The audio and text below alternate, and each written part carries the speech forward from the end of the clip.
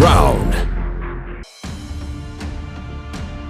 இலங்கையின் குரலை சர்வதேசத்துக்கு எடுத்துச் செல்லும் மேடையாக சக்தி கிரவுன் திகழ்கின்றது.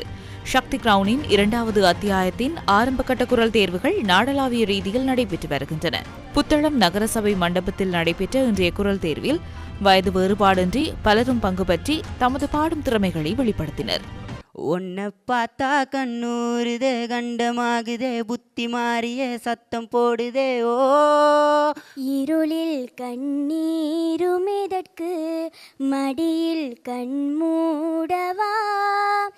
இசையில் ஆர்வமுள்ளவர்களுக்கான மிகச்சிறந்த களத்தை அமைத்துக் கொடுத்து வசீகர குரலை உலகறியச் செய்யும் நோக்கில் சக்தி கிரவுன் சீசன் 2 இந்த பயணம் அமைய பெற்றுள்ளது.